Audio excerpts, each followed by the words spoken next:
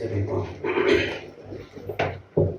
Thank you Lord. இப்போ இந்த அருமையான காலையில் இருக்கிற இந்த சமூகத்தில் உண்மை ஆராதிக்க உடைய பிள்ளைகளாக இருக்கிறோம் என்று மறுபடியும் உறுதி செய்ய கற்றுக் கொடுத்த சாக்கியத்துக்கான நன்றி செலுத்துகிறோம். இப்போது உடைய வசனத்தை நாங்கள் தியானிக்கிறோம். எங்களோட பேசணும் ராஜா. சத்தியத்தை அறியக்கூடாதபடி கிரியை செய்கிற சத்துவன் கிரியை இயேசுவின் நாமத்தில் வெளியேறும்படி கடையை கொடுக்கிறோம். தேவ பிள்ளைகளுக்கு உண்டாகும் சுதந்திரத்தின்படி அப்படி உண்டானபடியாக தேங்க்யூ. எங்களோட பேசணும். வசனத்தில் தியானமாக இருக்க உதவி செய்யுங்க. இரவும் பகலும் தியானமாக இருக்க உதவி செய்யுங்க. அர்ப்பணிக்கிறோம் இப்படி சொன்னதான். ஆமென். கர்த்தருடைய வசனத்துல சில காரியங்களை நாம தியானித்து நம்ம கற்றுக்கொள்ள ஒரு எனக்கு அதை படித்து கொடுத்தால் நலமாக இருக்கணும். சில படிக்கிறது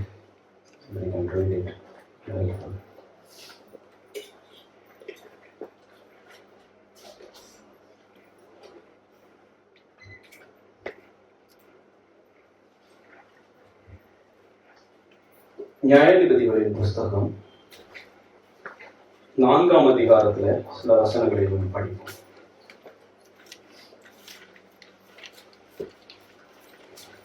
ஒன்று முதல் 7 வரைக்கும் படிப்போம். ஏகூத் மரணமடைந்த பின்பு இஸ்ரவேல் புத்திரர் திரும்ப கர்த்தரின் பார்வைக்கு பொல்லாப்பானதை செய்து வந்தார்கள். ஆகையால் கர்த்தர் அவர்களை ஆத்சோரில் ஆளுகிற யாபீன் என்னும் கானானியருடைய ராஜாவின் கையிலே விற்று கொண்டார். அவனுடைய சேனாபதிக்கு சிசேரா என்று பேர். அவன் புறஜாதிகளுடைய பட்டணமாகிய அரோசேத்திலே குடியிருந்தான். அவனுக்கு 900 இருப்பு ரகங்கள் இருந்தது. அவன் இஸ்ரவேல் புத்திரரை 20 வருஷம் கொடுமையாய் ஒடுக்கினான். இஸ்ரவேல் புத்திரர் கர்த்தரை நோக்கி முறையிட்டார்கள். அக்காலத்திலே லபிதோத்தின் மனைவியாகிய தெபோராள் என்னும் தீர்க்கதரிசியானவள் இஸ்ரவேலை நியாயம் விசாரித்தாள். அவள் எப்பிராயீம் மலை தேசமான ராமாவுக்கும் பெத்தேலுக்கும் நடுவில் இருக்கிற தெபோராளின் பேரீச்ச மரத்தின் கீழே குடியிருந்தாள். அங்கே இஸ்ரவேல் புத்திரர் அவளிடத்திற்கு நியாய விசாரணைக்கு போவார்கள். அவள் நப்தலியில் உள்ள கேதேசில் இருக்கிற அபினோதாமின் குமாரன் பாராத்தை வரவழைத்து, நீ நப்தலி புத்திரரிலும் செபுலோன் புத்திரரிலும் 10,000 பேரை கூட்டிக் கொண்டு தாபோர் மலைக்கு போக கடவா என்றும், நான் யாபீனின் சேனாபதியாகிய சிசராவையும் அவன் ரதங்களையும் அவன் சேனையையும் கீசோன் பள்ளத்தாக்கிலே உன்னிடத்திற்கு வர இழுத்து அவனை உன் கையிலே ஒப்பு கொடுப்பேன் என்றும் இஸ்ரவேலின் தேவனாகிய கர்த்தர் உனக்கு கட்டளையிடவில்லையா என்றார். இந்த பகுதியில கொஞ்சம் ஆழமா நம்ம வாசிச்சு பார்த்தோம்னா ஒரு காரியம் நமக்கு புலப்படும்.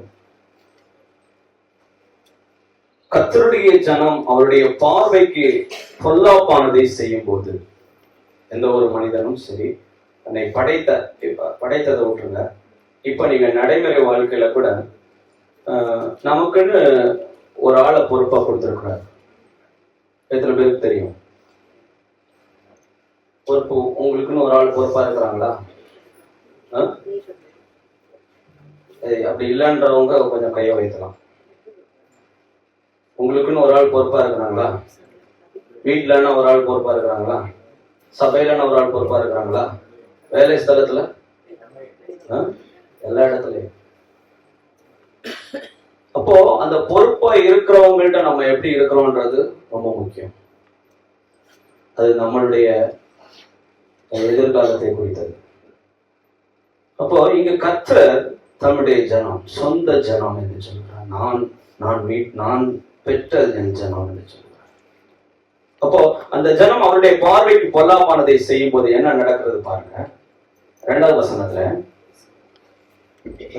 ஆகையால் கர்த்தர் அவர்களை ஆத்சோரில் ஆளுகிற யாபீன் என்னும் கானானியருடைய ராஜாவின் கையிலே விற்று போடுகிறார். சொந்த பிள்ளைங்களை எப்ப விற்க வேண்டிய சூழ்நிலை வரும்? இப்ப நம்ம கடன் பட்டோம்னு வச்சுக்கோங்களேன், இதெல்லாம் எடுத்துன்னு போயிடுவாங்க, பிள்ளைகளை எடுத்துன்னு போயிடுவாங்க, கொடுத்தான் ஆகணும். இங்க பாருங்க, எங்க அப்படி இல்லை, அவங்களே ஒன்று விற்கிறாங்க. இது எப்படி இருக்கு? நம்முடைய வாழ்க்கையும் அப்படிதான்.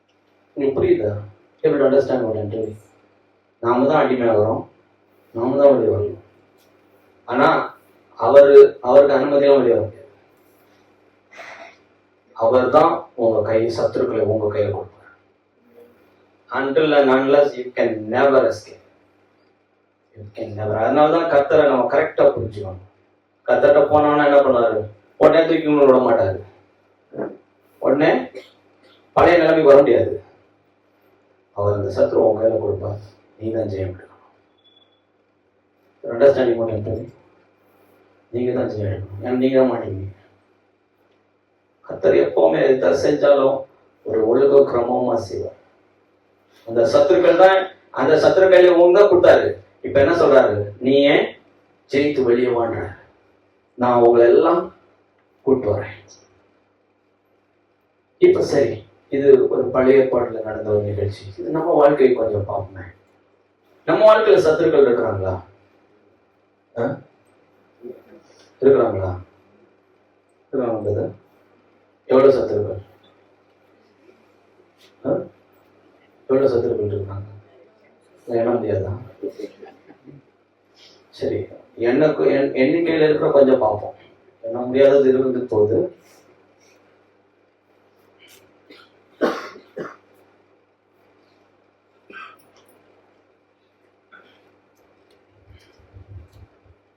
முக்கியமான சில காரியங்களை மட்டும் பார்ப்போம்.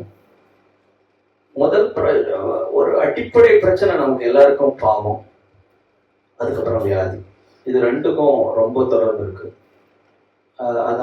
அதுல அந்த சத்துருவை எப்படி கர்த்தர் நமக்கு ஜெயிக்கும்படி கர்த்தர் நம்ம அந்த ஜெயத்தை நமக்கு தந்தான்றதை பார்ப்போம். 1 பேதுரு 2:24-25 படிக்கலாம். 1 Peter chapter 2:24 and 25.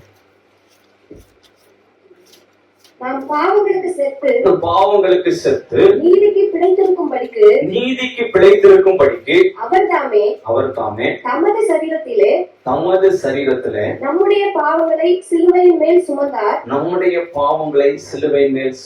அவருடைய தழும்புகளால் குணமானீர்கள். இப்போ இந்த வசனத்தை கொஞ்சம் ஆழமா நான் பார்க்க வாஞ்சிக்கிறேன். பாவம் என்று சொன்னா என்ன? What is sin? Disobedience. அப்புறம் அவ்வளவுதானா? தீமையான நோக்கமே இன்டென்ஷனல். வேற anything against God. Okay. Here. Godlessness. சரி, நிறைய சொல்லலாம், நிறைய நம்ம தியானிச்சு புரிஞ்சுக்கணும். Understand what is sin. Anything மீறுதல் பாவம், violation, any violation of God's principles or intention is sin.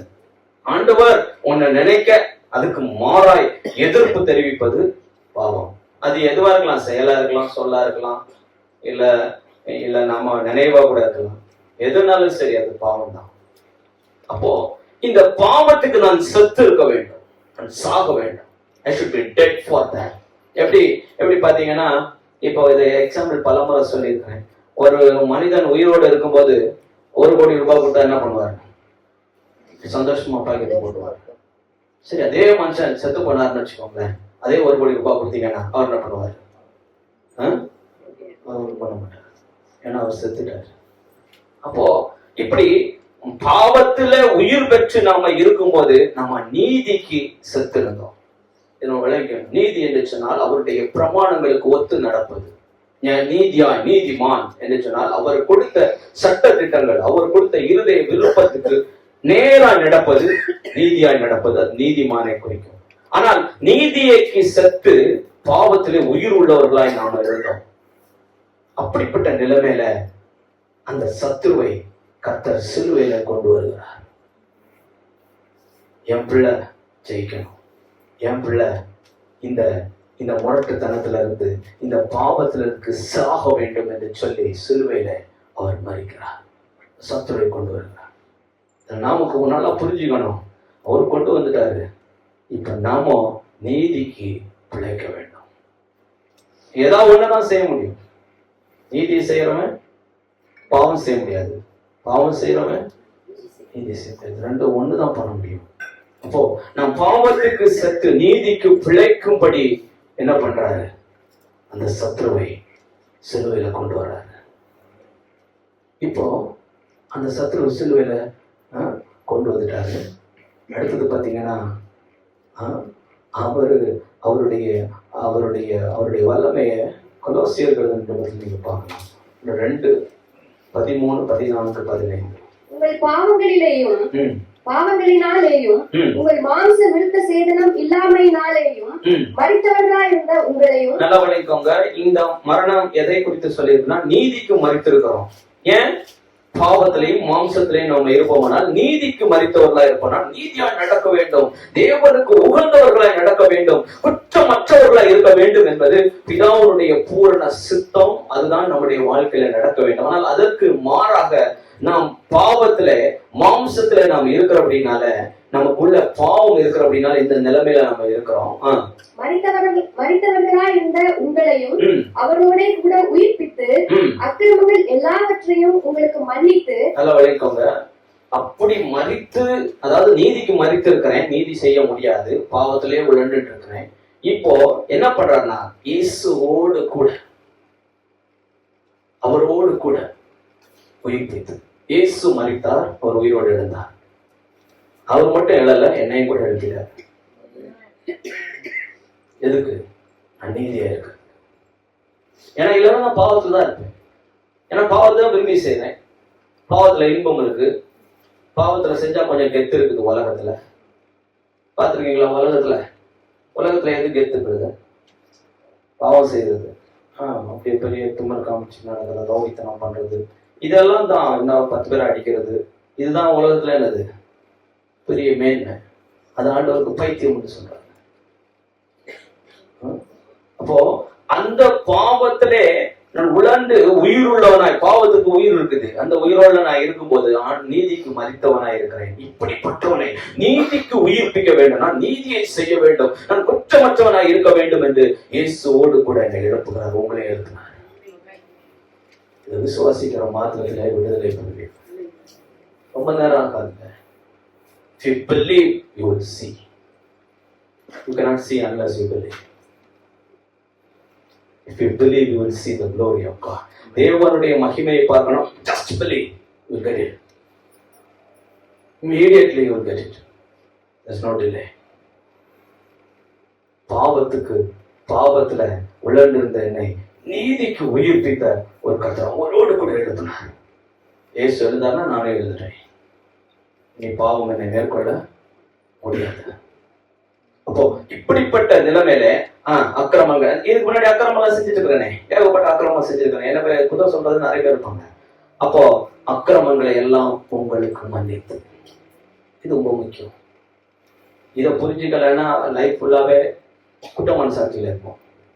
இது இப்போ குற்ற மனசாட்சியில இங்க பாத்தீங்கன்னா உன் அக்கிரமங்கள் எல்லாம், உன் நோய்கள் எல்லாம், உன் அக்கிரமங்களை எல்லாம் மன்னித்து அக்கிரமங்கள் எல்லாம். ஏன்னா நீ இப்ப உயிரோட எழுமணும்னு வந்துட்ட இல்ல, நீ பாவத்துக்கு செத்து நீதிக்கு பிழைக்க வந்துட்ட இல்ல, உன் அக்கிரமத்தை நான் மன்னிக்கிறேன். சும்மா மன்னிக்க முடியாது, மனுஷனே இருக்கவும் முடியாது. ஏன்னா அதுக்கு ஒரு எண்ட் பாயிண்ட் வரணும் இல்ல, இனிமேல் அவர் இப்படி வாழ்வார். அந்த நிலைமைக்கு வரும்போது அக்கிரமங்களை உங்களுக்கு மன்னித்து. அப்புறம் பாருங்க, இப்போ அக்கிரமம் செய்யும் போது நமக்கு ஒரு கட்டளை வந்துருது, இவன் வாழ்க்கை நாசமா போயிடுது, இவன் வழங்காம போவான், இவனை அழிக்கணும் அப்படின்னு பல திட்டங்கள் இருக்கு. நமக்கு எதிரடையாகவும் கட்டளைகளால் நமக்கு விரோதமாக இருந்த கையெழுத்து, ஒரு கையெழுத்து ஏற்கனவே போட்டப்பட்டிருக்கு. நல்லா பார்த்தீங்கன்னா டெத் வாரண்ட் எல்லாம் போடுவாங்க. ஓகே, இவன் அவ்வளவுதான், இவன் குற்றம் செய்தவன், இவன் தன் நியாயமாய் தண்டிக்கப்பட வேண்டியவன் அப்படின்னு ஒரு கையெழுத்து இருக்குது. ஏன்னா நம்ம பாவம் செஞ்சிருக்கிறோம்ல, ஒரு கையெழுத்து இருக்கு. அந்த கையெழுத்து என்ன பண்றாரு? கொலைத்து கிறுக்கிறாரு. போதகர் நமக்கு ஏற்கனவே சொல்லி கொடுத்தாரு, ஒரு ஆளால தான் கிறுக்க முடியும். இப்போ ஒரு ஆளுக்கு கொலை குற்றமா இல்ல ஒருத்தர கைதி ஆக்கிட்டாருன்னு வச்சுக்கோங்களேன், ஒருத்தரால தான் கிறுக்க முடியும். I think president can scribble that out of his own risk. out of his own Jesus out of his own risk destroyed that signature. அந்த கையெழுத்தை தான் அந்த அந்த அடி வாங்கி தான் அந்த ரத்தத்தை சிந்தி அந்த ரத்தத்தினால் அந்த கையெழுத்தை குலைக்கிறார். ஏன்னா என் பிள்ளை வாழ வந்துட்டான், என் பிள்ளை வாழ்ந்து இருக்கணும், என் பிள்ளை நீதியா இருக்கணும், என் பிள்ளை எனக்கு சாட்சியா இருக்கணும்னு சொல்லி கர்த்தர் நம் பட்சமாய் வந்தபடினால அந்த சத்துரு மேல அந்த சத்துரு என்னை அடிமைப்படுத்தக்கூடாது. நான் என்னுடைய சுயாதீனத்துலதான் அடிமைக்கு இடம் கொடுத்தேன், ஆனா அது நீ அடிமைப்படக்கூடாது என்று சொல்லி அந்த சத்துருக்களை எல்லாம் இழுத்து வராது. அடுத்த வசனத்தை படிங்க. துணைத்தனங்களையும் அதிகாரங்களையும் உரிந்து கொண்டு வெளியரங்கமான கோலமாக்கி அவைகளின் மேல் சிலுவையிலேயே வெற்றி சிறந்தார். இந்த இந்த இந்த வசனத்தை கொஞ்சம் புரிஞ்சுக்கணும். அங்க பழைய ஏற்பாடுல இஸ்ரவேல் ஜனங்கள் தான் சில காரியங்களை செய்தார்கள், ஏன்னா அவங்கதான் அதை ஜெயித்தாங்க. இங்க இங்க நமக்கு பாத்தீங்கன்னா ரொம்ப ஆச்சரியமா இருக்கும் இந்த வசனத்தை படிக்கும் போது. வாலிபர்களே, பொல்லாங்கனை நீங்கள் ஜெயித்தபடினால் உங்களுக்கு எழுதுகிறேன் என்று யோவான் எழுதுறாரு. இதை படிச்சிருக்கிறீங்களா? அப்போ உண்மையிலே வாலிபர்கள் பொல்லாங்கனை ஜெயிச்சார்களா? வாலிபர்கள் இருக்கிறாங்க,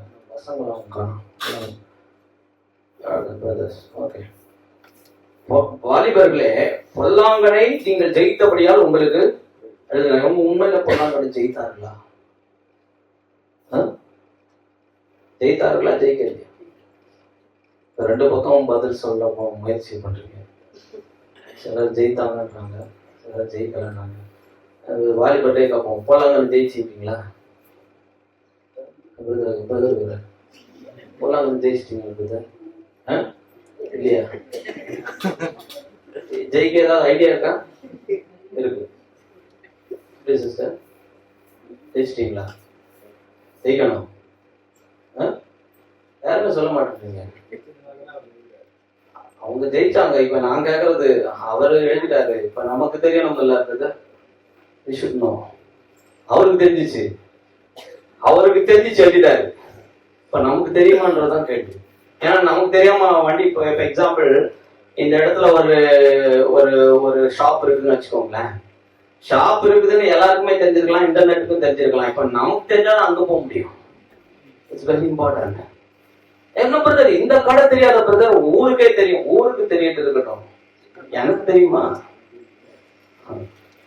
தனியா கேட்கிற சத்தியத்தை you should know for yourself. உங்களுக்கு நீங்க தெரிஞ்சுக்கணும். இன்னொருத்தருக்கு தெரிஞ்ச பிரயோஜனமே கிடையாது. இன்னொரு தெரிஞ்சா அவர் போவாரு, எனக்கு தெரிஞ்சா நம்மள குழு வச்சிருந்தாலும் தனியா தெரிஞ்சுக்கணும். குழுவதான் வச்சிருக்காரு, இன்னொரு பிரதருக்கு தெரியும், ராஜ பிரதர் தெரியும், எனக்கு தெரியும்னு அர்த்தமா? அவர் தெரிஞ்சது அவருக்கு. ரெண்டு பேருக்கும் தெரிஞ்சுக்கணும்னு ஆண்டவர் வச்சிருக்கிறாரு. ஆனா நீ தெரிஞ்சுக்க வேண்டியது individual. You have to to your own homework. உங்க ஹோம்வொர்க் அப்பா அம்மா செஞ்சு விடுவாங்க, இப்ப நீங்க செய்திக்கு போயிருக்கு. அவங்கவுங்க தான் we have to work out. We have to work out our own salvation. We have to work out. We have to know the go. வேற வழியே கிடையாது.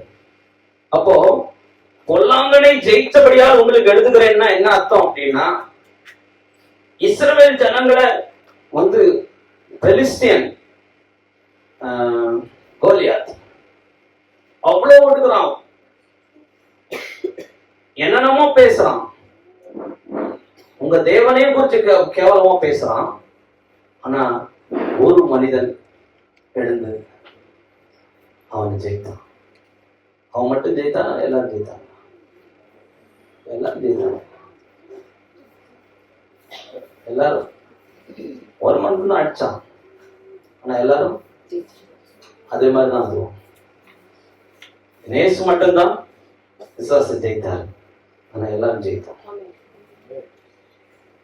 இது எப்படி புரிஞ்சுக்கலாம் அப்படின்னா, ஒரு பெரிய மல்யுத்த வீரன் பாக்ஸர்னு வச்சுக்கோங்களேன். பயங்கரமா பாக்ஸிங் பண்றாரு, பாக்ஸிங் பண்ணி மெடல் கிடைச்சது. மெடல் எடுத்துன்னு வந்து எங்க கொடுப்பாரு? மனைவிட்ட கொடுப்பாரு. மனைவி பாக்ஸிங் பண்ணாங்களா? அவங்கள்ட்ட மெடல் இருக்கா? அது மாதிரிதான் அவனோட பாக்ஸிங் பண்ணல, ஆனா பாக்ஸிங் பண்ண ஒரு நிலை இருக்கு, பாக்ஸிங் பண்ண ஒரு ஸ்திதி இருக்கு. இப்போ நம்ம சொந்தத்தில் இருக்கிறவங்க அப்படி இருக்கிறாங்கன்னா நம்ம காமிக்கிறோம்ல. ஒரு நமக்கு தெரிஞ்சவர், இந்த ஐஏஎஸ் நமக்கு தெரிஞ்சவர், இந்த கலெக்டர் நமக்கு தெரிஞ்சவர் தான், நம்ம வண்டி அதில் விட்டுக்கலாம், நம்ம கலெக்டர் தெரிஞ்சவர் தான் அப்படி சொல்கிறாங்க. நம்ம கலெக்டருக்கே தெரியாது இவங்க வண்டி விட்டதெல்லாம், நம்மளா சொல்லிக்கிறது தான். அதுக்கெல்லாம் அப்படி சொல்றோம். ஆனா சத்திய வேதம் சொல்லுது, நீங்கள் ஜெயித்தீர்கள், முற்றிலும் ஜெயம் கொண்டவர்களாக இருக்கிறோம். ஏன் அவர் ஜெயித்தாரு? நான் ஜெயித்துட்டு அதுக்கப்புறமா ப்ரூவ் பண்ணியிருந்தாருன்னா அது கொஞ்சம் டவுட் தான். ஏன்னா நான் ஜெயிப்பனான்னு நமக்கு தெரியலையே. ஏன்னா நமக்கு எதிரியே தெரியாது. அதுல வர எதிரியோட டாக்டிக்ஸ் தெரியணும். எதிரியோட டாக்டிக்ஸ் நமக்கு தெரியணும்.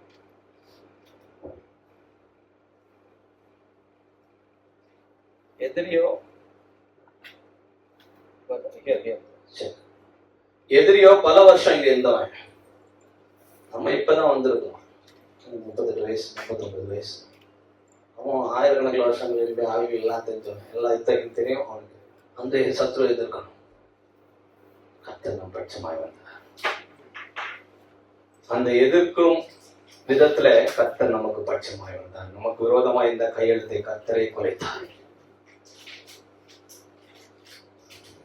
நல்ல விளைக்கோங்க. எந்த சத்ரு நீங்க ஜெயித்தாலும் அவன் எப்பவுமே பார்த்துட்டு தான் இருப்பான். Very very careful. எந்த சத்ரு நீங்க ஜெயித்தீங்களோ அவன் மறுபடியும் உங்களை அடிமைப்படுத்துறதுக்கு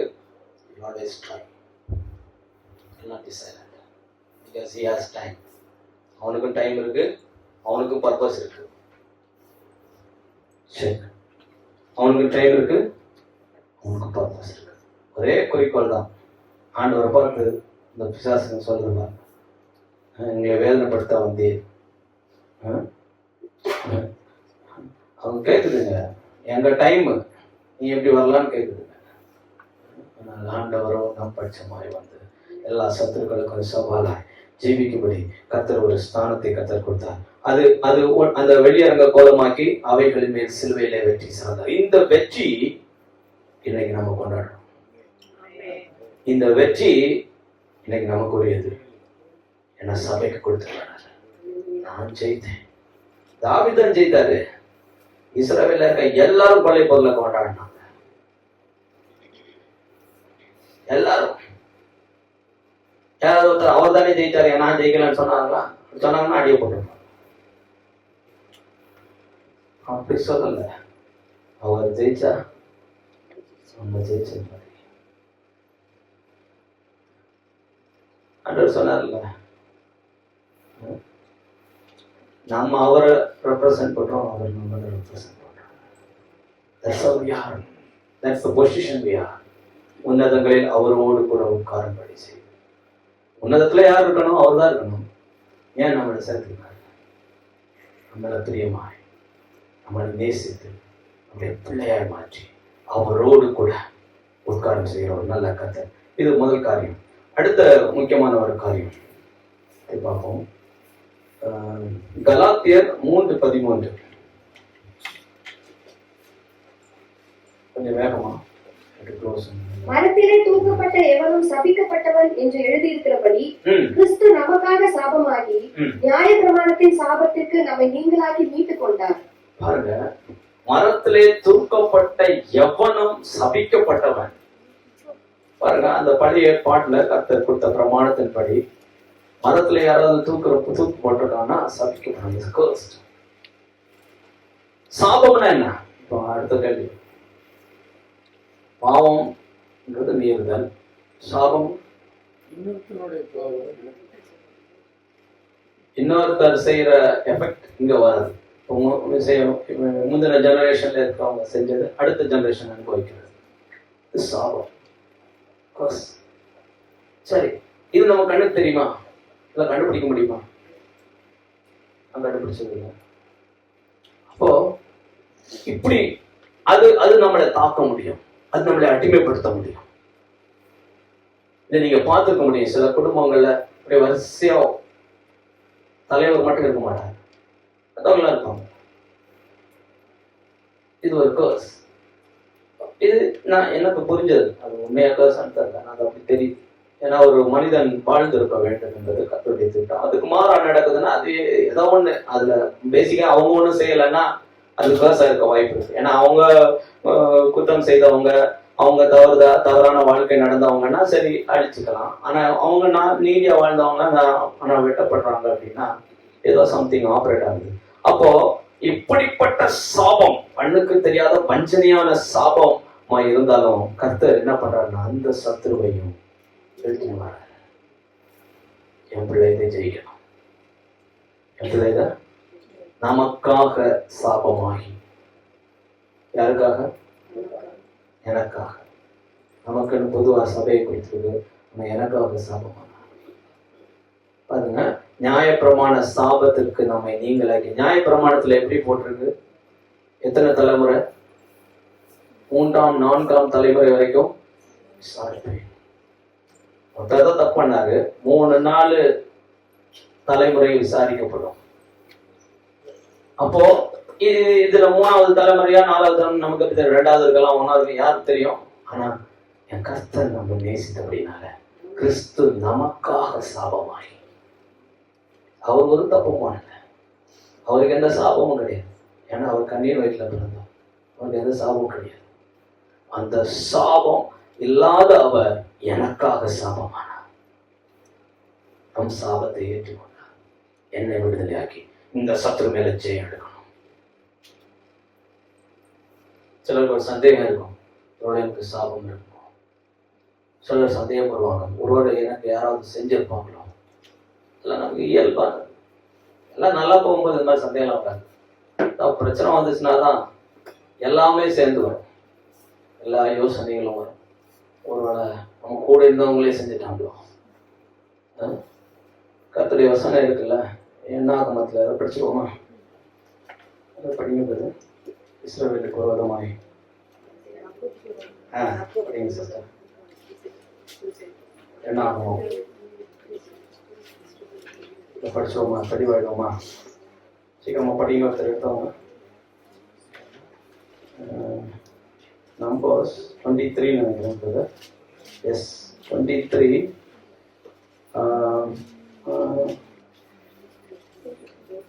யாக்கோபுக்கு விரோதமான மந்திரவாதம் இல்லை,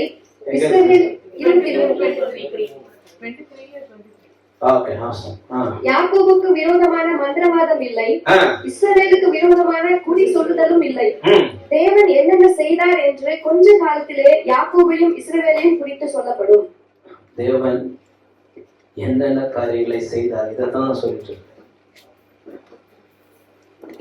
இதுதான் என்னென்ன செய்தார். அதான் பிரச்சனை, சபைக்கு இதான் பிரச்சனை. திருப்பி படிங்க. யாக்கோபுக்கு விரோதமான மந்திரவாதம் இல்லை, இஸ்ரவேலுக்கு விரோதமான குறி சொல்லுதலும் இல்லை. Full stop. அதுக்கு ஒண்ணுமே கிடையாதுன்றாரு. ஏன்? நான் உங்க பட்சத்துல இருக்கிறேன். I am on their side. கர்த்தர் நம் பட்சத்தில் இருந்தால் யார் கேட்கிற? பாவமா, சாபமா, வியாதியா, எதுவும் நிற்க முடியாது.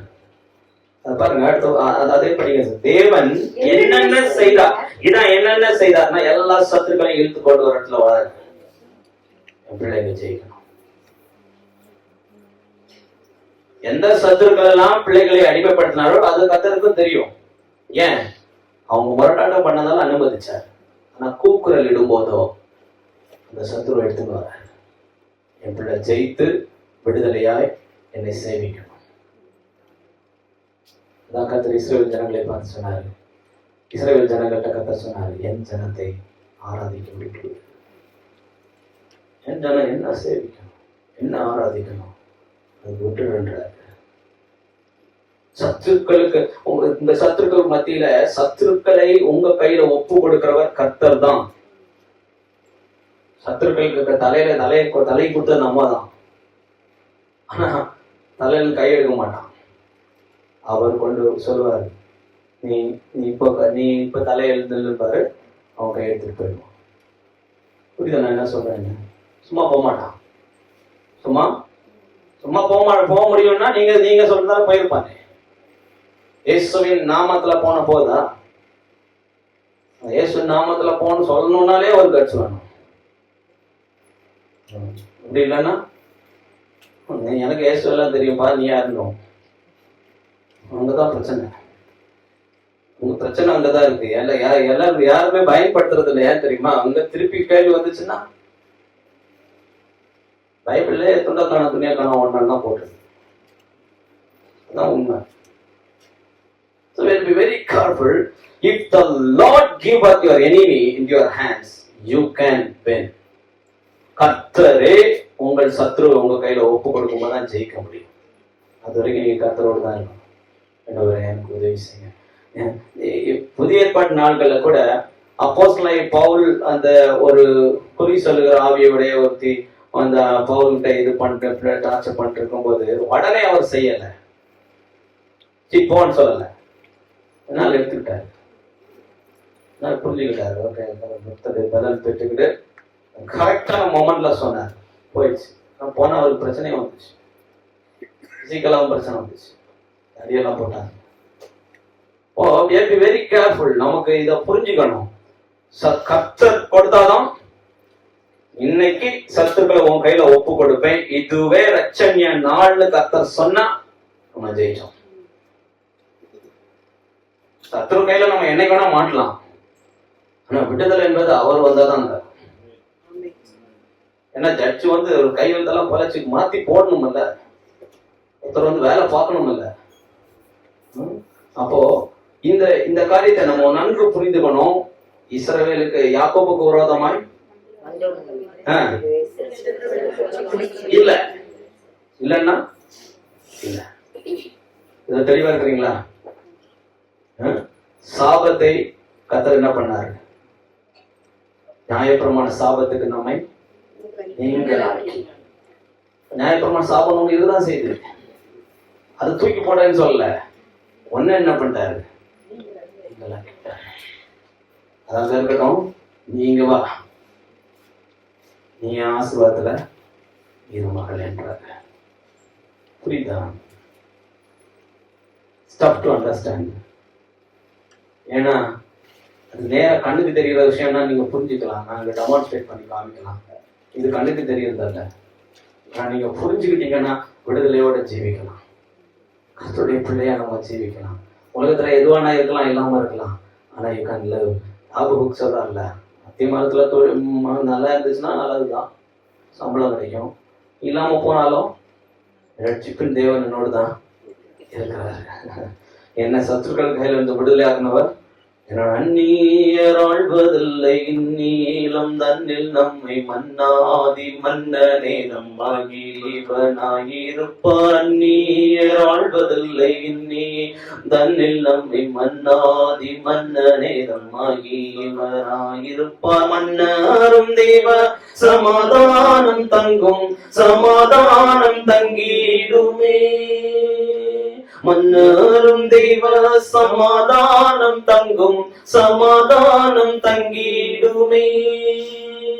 தேவனை உயர்த்தி துதியுங்கள், அவர் நாமத்தை போற்றிய தேவனை உயர்த்தி துதியுங்கள். இவரை நம் தேவன், இவர் நம்மை ரட்சித்தார், இவரின் ரட்சிப்பினால் களி கூர்ந்திடுவோம். இவரை நம் தேவன், இவர் நம்மை ரட்சித்தார், இவரின் ரட்சிப்பினால் களி கூர்ந்திடுவோம்.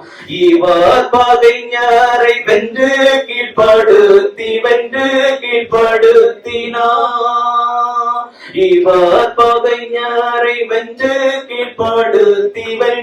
கீழ்ப்படுத்தினார். தேவனை உயர்த்தி துணியா, தேவனை உயர்த்தணும். பகைஞரை வென்று கீழ்ப்படுத்தணும். அவர் வென்றாரு, எனக்கு கீழ்படுத்தினார். எப்படி இருக்கு? அவர் வென்றாரு, என் பிள்ளை தொடாதுன்னு கீழ்படுத்தி விட்டுருக்காரு. இப்போ பிள்ளையா நடக்கிறதுல என்னங்க இருக்கு? உங்களுக்கு என்ன பிரச்சனை? நம்ம பிள்ளையா நடக்க கொடுப்போம். ஒரே பிரச்சனை, ஒரே போராட்டம் பண்றவங்களா நடக்கிறதுனா நமக்கு ரொம்ப சந்தோஷம். எத்து காமிக்கிறதுனா நமக்கு ரொம்ப இஷ்டம். ஆண்டவர் சொல்றாரு, வணங்கா கழுத்துள்ளவர்கள். தன்னை சொந்த ஜனத்தை பார்த்து சொல்றாரு, வேற வெளியில இருக்கிறவங்கள இல்ல, சொந்த ஜனத்தை பார்த்து சொன்னாரு. என் ஜனத்துக்கு எனக்கு மேல மரியாதை கிடையாது, இஸ்ரவேலுக்கு என் மேல மரியாதை கிடையாது. மற்றவங்களுக்கு இருக்கு, மிருகங்களுக்கு இருக்கு, அவருடைய எல்லா படைப்புகள் உணர்வுள்ளவர்களாய் நம்ம ரட்சகரை பார்க்கணும், நம்ம வீட்டமாக. சரி, அடுத்த முக்கியமான காரியம் இப்போ ஓரளவுக்கு கிளியர் ஆயிடுச்சுன்னு நினைக்கிறேன். I don't want to go deeper. If I go deep, it will take time. I don't want to waste time. 2 Corinthians 8:9. 2 Corinthians 8:9.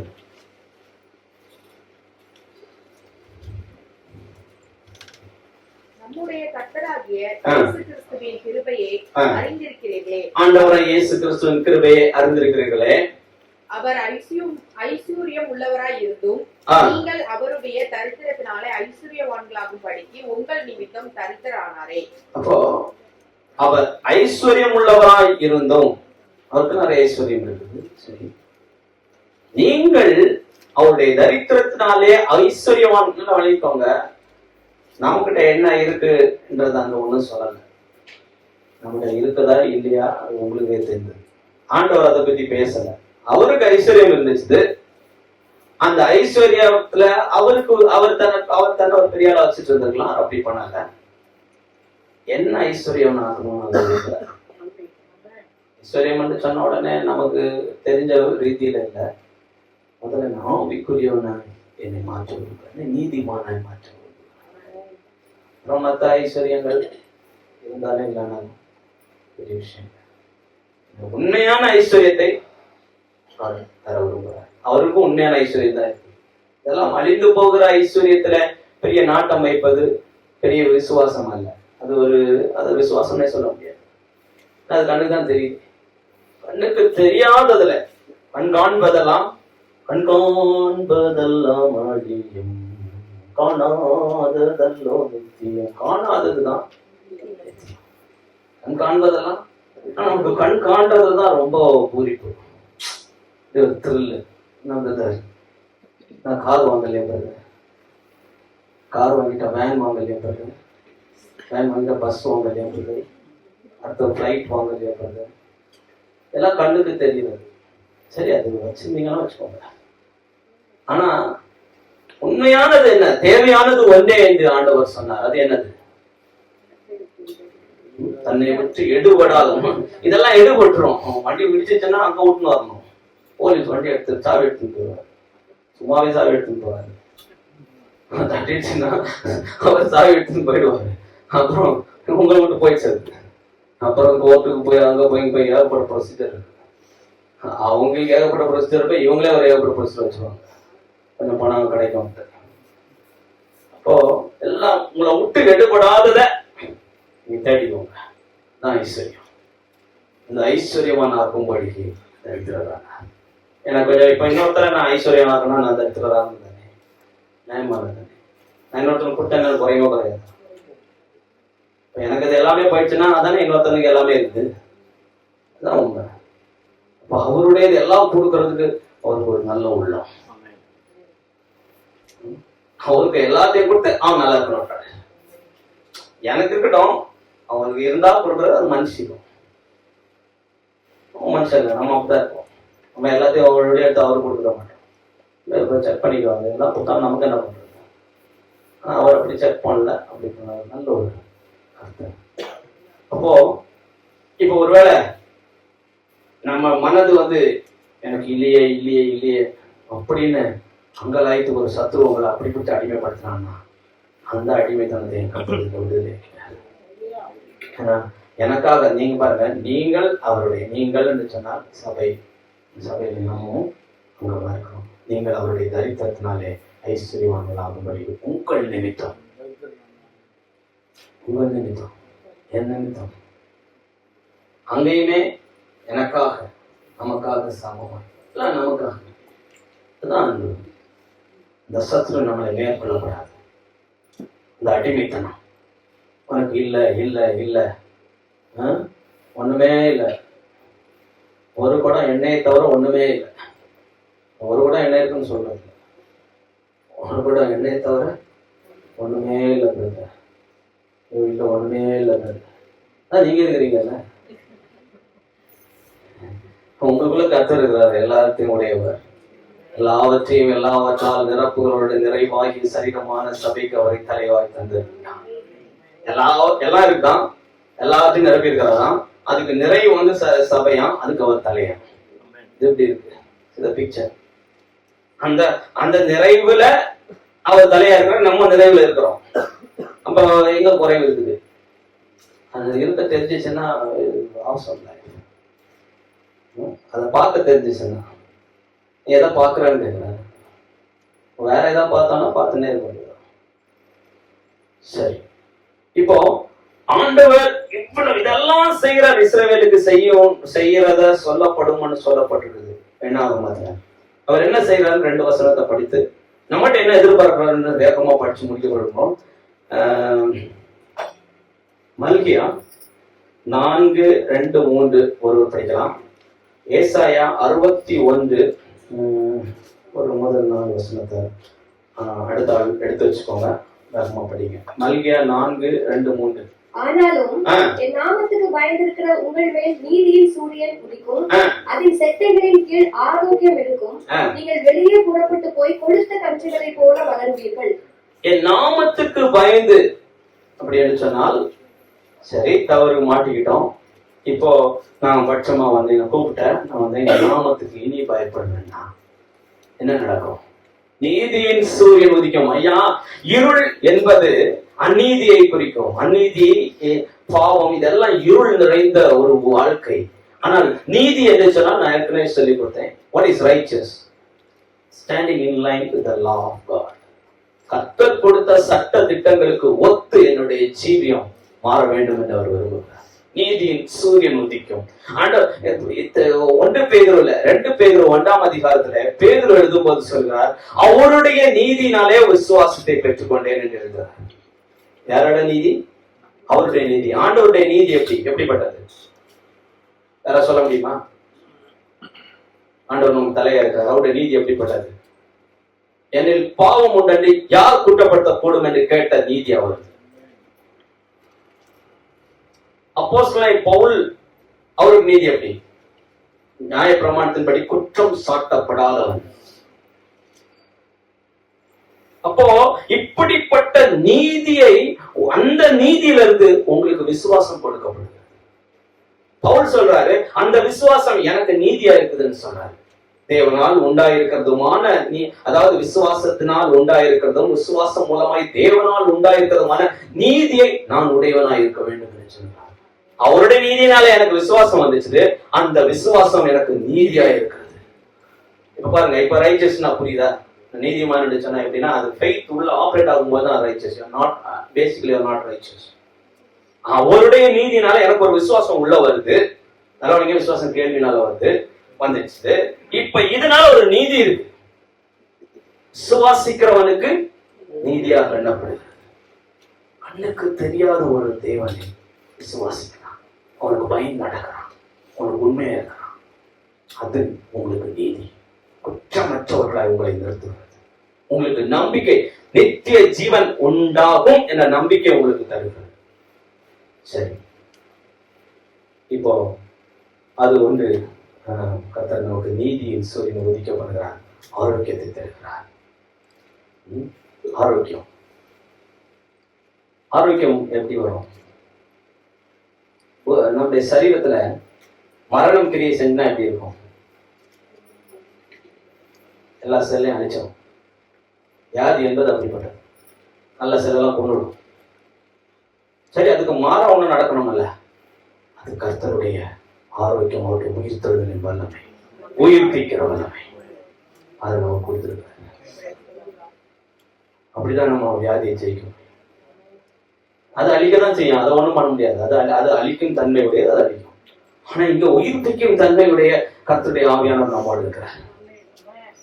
அவர் என்ன பண்ணுவாரு? அவர் அழிக்க மாட்டாரு. எல்லாம் அதாவது கேரக்டர் தான். இப்போ டீ இருக்கு, சுகர் போட்டா எப்படி இருக்கும், சால்ட் போட்டா எப்படி இருக்கும்? தெரியுங்களா?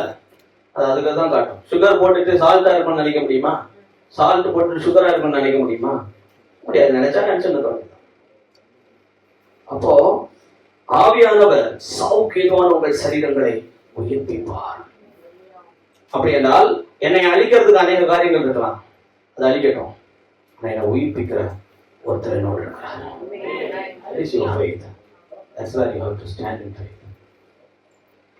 அது ரொம்ப பெருசு பிரதர்னு சொல்லி பிரச்சனை இல்லை, அது பெருசா இருந்து போகுது. நான் கர்த்தர் சொல்றாரு, உலகத்துல இருக்கவங்க ஒண்ணு இருக்கிற பெருசு, அங்க நம்ம இருக்கிறோமா? சரி, அடுத்தது ஏசாயா 61 படிங்க சிஸ்டர். அவர் என்ன செய்வார்னு சொல்லி சில காரியங்கள் சொல்லியிருக்கு.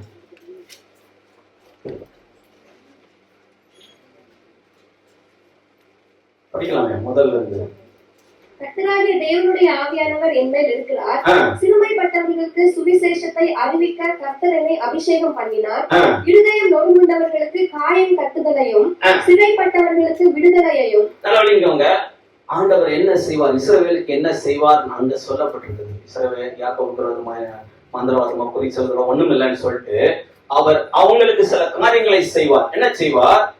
இருதயம் நொறுங்குண்டவர்களுக்கு காயம் கட்டுதலையும் சிறைப்பட்டவர்களுக்கு விடுதலையையும் கட்டுண்டவர்களுக்கு கட்டவிழ்த்தலையும் கூடவும் கர்த்தருடைய அனுகிரக வருஷத்தையும் நம்முடைய தேவன் நீதியை சரிக்கட்டும் நாளையும் கூறவும் துயரப்பட்ட அனைவருக்கும் ஆறுதல் செய்யவும் சீயோனிலே துயரப்பட்டவர்களை சீர்படுத்தவும் அவர்களுக்கு சாம்பலுக்கு பதிலாக சிங்காரத்தையும் துயரத்துக்கு பதிலாக ஆனந்த தைலத்தையும் ஒடுங்கின ஆவிக்கு பதிலாக துணியின் உடையையும் கொடுக்கவும் அவர் என்னை அனுப்பினார். என்னெல்லாம் கர்த்தர் செய்வார்? கொஞ்சம் மேல போங்க, கொஞ்சம் மேல போங்க. இருதயம் நொறுங்குண்டவர்களுக்கு காயம் கட்டுதல். ஆக்சுவலா எல்லாருக்குமே ஒரு பாயிண்ட்ல இருதயம் நொறுங்கிடும். நான் ரொம்ப பேசினே இருந்தாங்கன்னு வச்சுக்கோங்களேன், அவங்கள நீ உருப்பட மாட்டேன், இதாவது இல்லை, நீ தேர மாட்டேன்னு சொல்லிட்டு உங்களுக்கு ஒரு பாயிண்ட்டுக்கு அப்புறம் நம்ப ஆரம்பிச்சு, அதான் நொறுங்கிச்சுன்னு. எப்போ அதை நம்புறீங்களோ இது நொறுங்கிச்சு. சொல்லிட்டே இருப்பாங்க, சொல்லிட்டே இருக்கும்போது இந்த நம்பிக்கை அதுக்கு மேல வந்துச்சுன்னா இது நொறுங்கு. ஆனா அந்த நொறுங்குண்டவர்களுக்கு என்ன பண்ணுவார் ஆண்டவர்?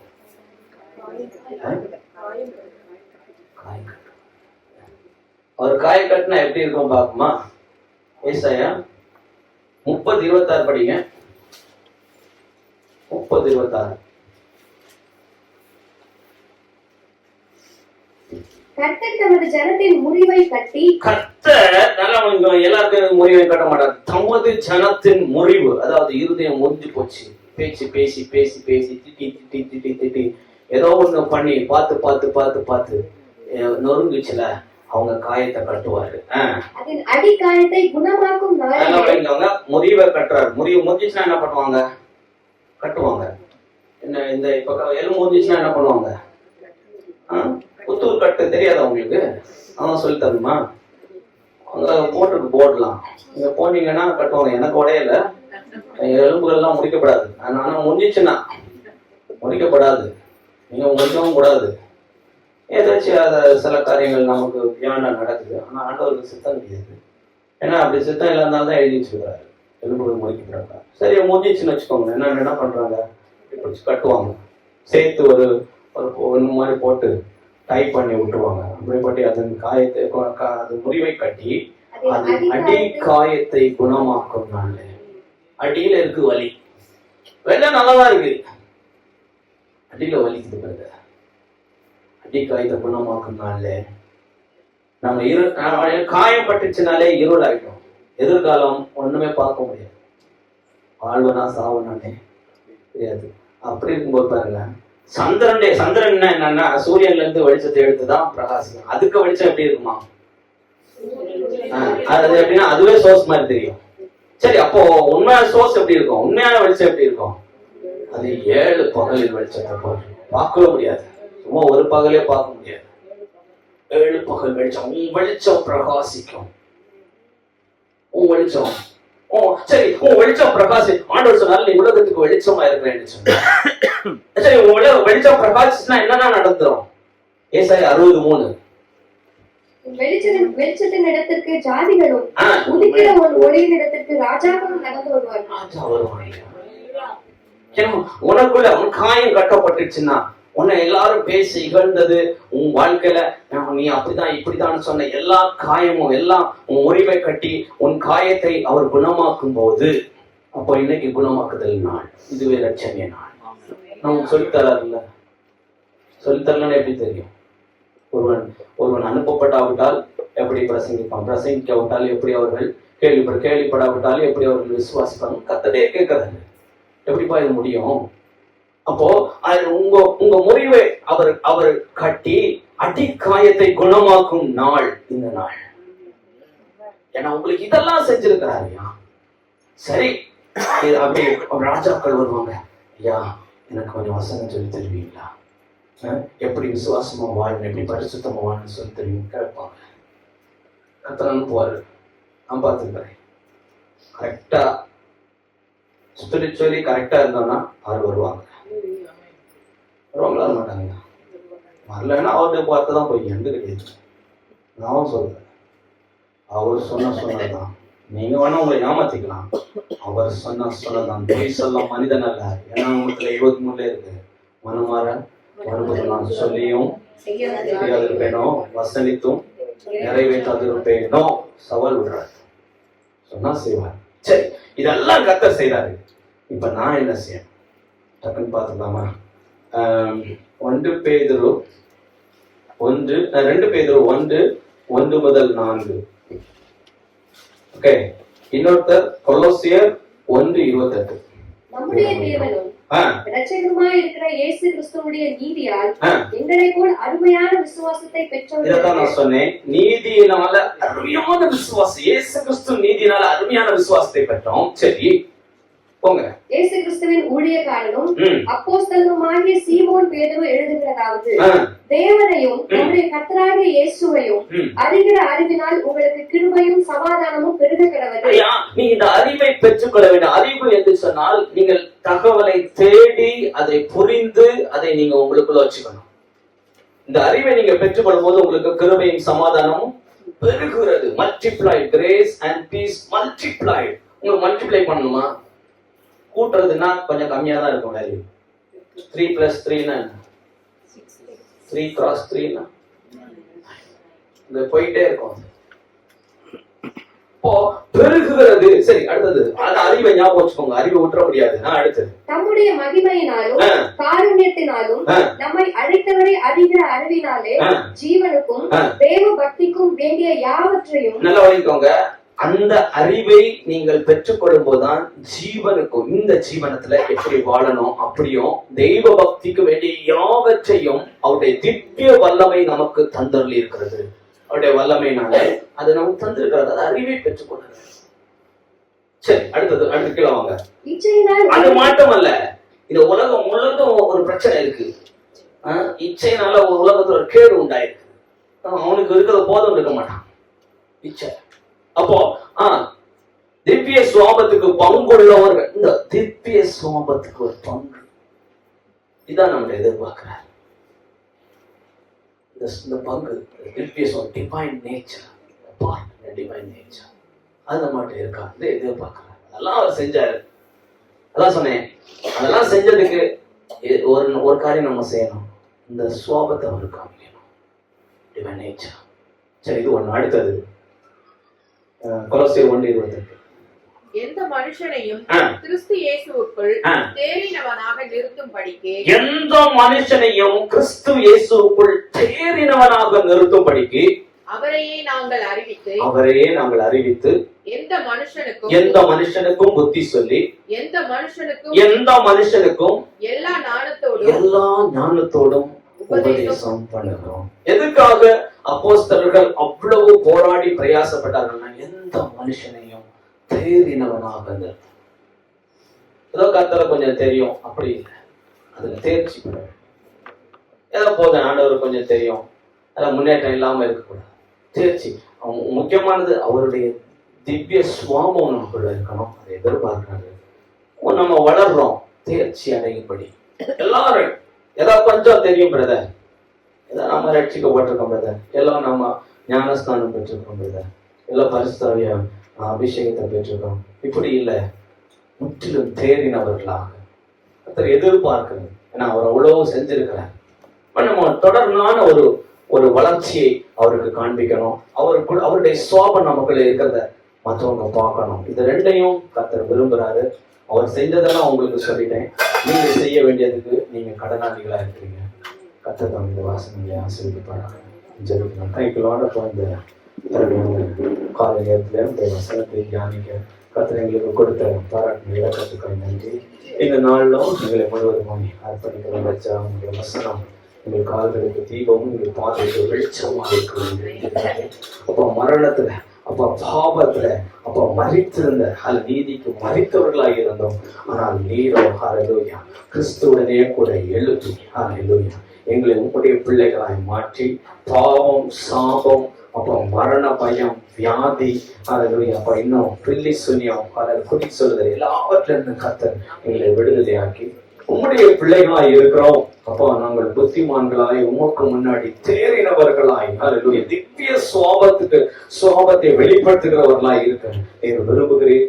அந்த நிலையிலே எங்களை அர்ப்பணிக்கிறோம். உமக்கு முன்னாடி நடந்து கொண்டு உத்தமமா இருக்க ஒப்பு கொடுக்கிறோம். எங்களோட பேசுங்க, இடைப்படுங்க. புதிய மகிமையில ஒருவருக்கு செலுத்துகிறோம்.